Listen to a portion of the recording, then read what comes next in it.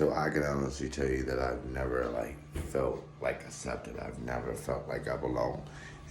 Even with family or whatever, just coming up, even as a kid, I can tell you that I've never felt like a part of or accepted.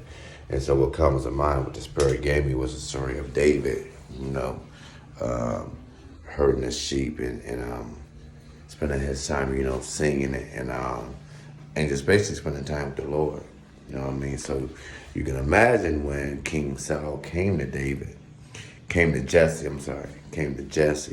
to tell Jesse that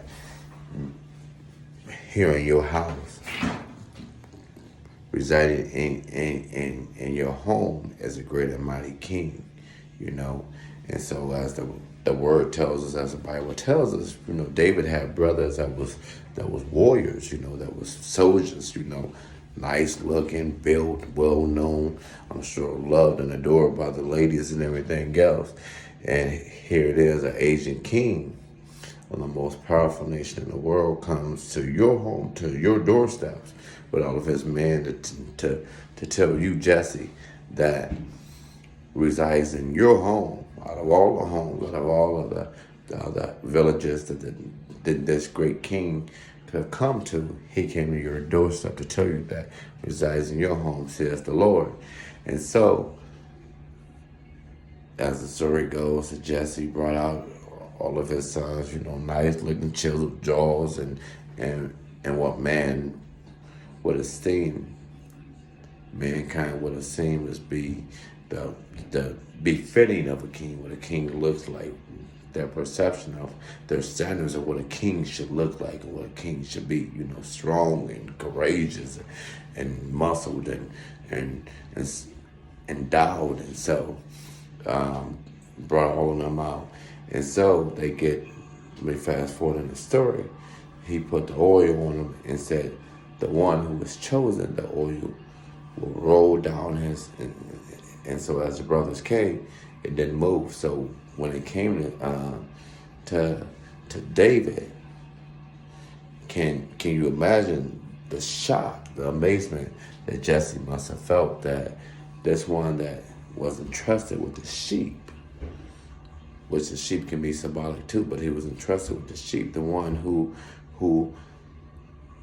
was gentle, who was mild, as the Bible tells us, who was a savior, who society, yet again, society standard says is everything contrary to what a king should be. But Saul came to the home saying that the Lord proclaimed that there was a great and mighty king. And so can you imagine the shock to everyone's dismay that the king that the Lord spoke to Saul about will be David. And so even when the giant came, and many folks came, warned against this giant, yeah, with 3 stones, David, that same meek and mild one that society standards tells us is meek and mild, was able to take down that giant. And so, can you imagine? So I say, if you too can relate to the fact of never being a part, never feeling as though you belong, just rest knowing that God will use whomever, however, whenever he chooses it. And so there's a place that we can all belong. There's a place that has been created that welcomes you. And so I hope that you receive this message that we can't always go by what society standards or what society tells us. Know who you are. Come to know who you are. Come to embrace who you are. Come to accept who you are. And everything that you desired, everything that you long for, everything that you hope for will fall to your feet.